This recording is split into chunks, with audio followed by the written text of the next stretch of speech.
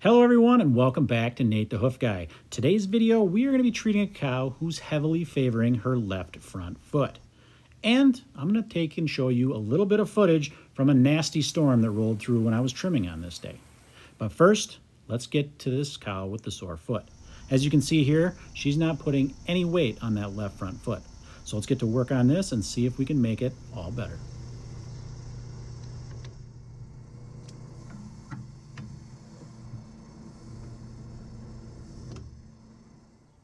So as you can see, this inside claw has got some corkscrew rotation to it. And what that means is that outside wall is likely separated and we're going to have a white line lesion in there that we need to treat. Typically, they're going to be right in this location. They're going to work up that foot. So let's get started on it and we'll unveil it.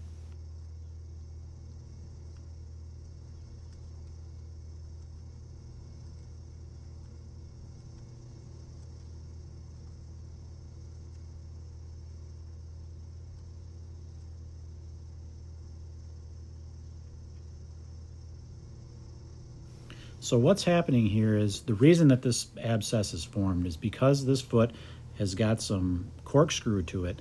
It's putting unnatural pressures on that foot, particularly that outside wall and that white line junction.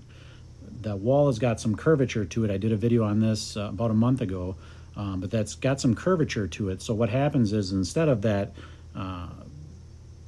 outside wall making perpendicular contact with the ground, it's actually that wall is rolled over a little bit and the pressure, the downward pressure on that wall is forcing it out, and we get a crack in there that forms in that white line. Not on the outside, but when that white line is forming on the inside.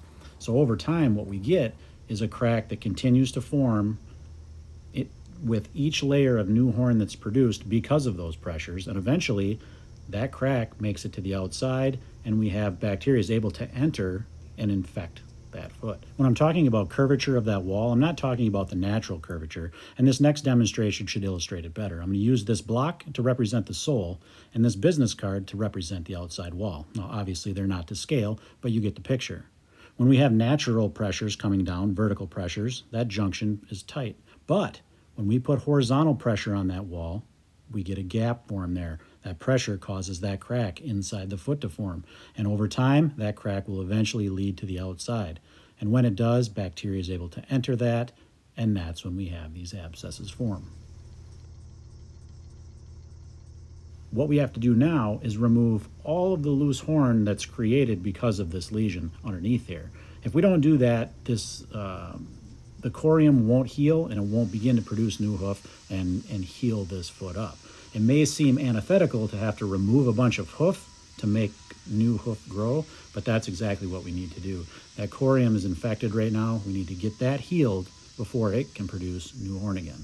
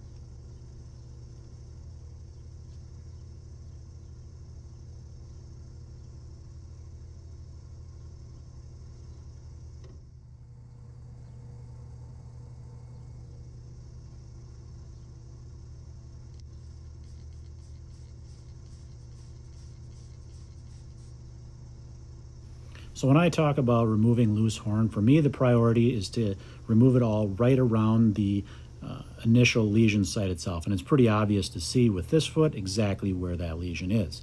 The areas surrounding it are actually healthy corium with the sole that's just released from it due to that lesion itself. But when I swing in closer, you'll be able to see the areas surrounding the lesion are already producing new horn as we speak. It's very soft horn, but it's producing it nonetheless. The affected area, the area that I'm trimming around, is not, and that's why we need to clear that up that infection so it can begin to produce new horn and fill in the entirety of this sole.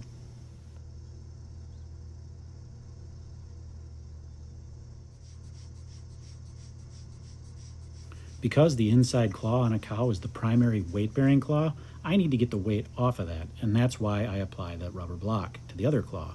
That'll focus all of the weight onto that outside claw and allow that inside claw to heal, and ultimately for that corium to produce new horn and fill in the affected area.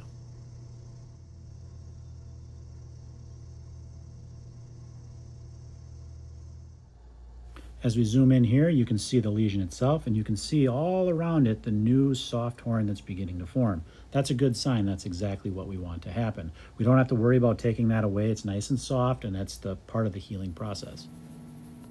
One last quick cleanup, a salicylic acid wrap to kill the bacteria and provide some pain relief, and we're ready to put this foot down and see if we've helped this girl's comfort out any.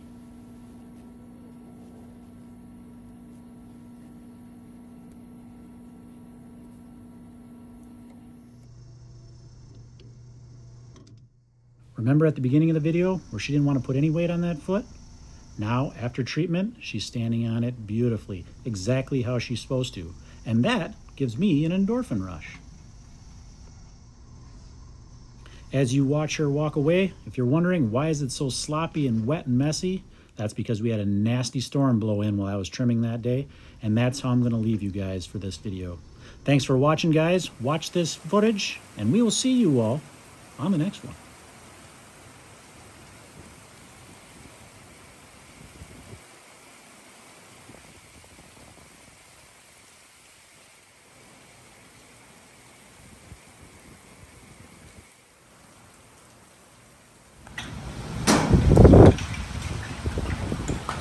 I just had to take cover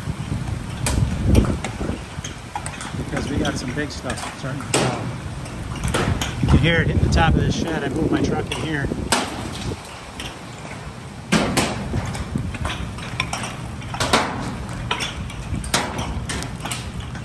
You can see some of them falling. You don't want to get hit in the head with it.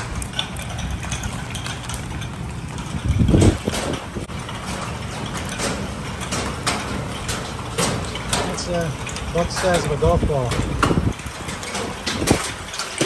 No good. This is going to get ugly really quick.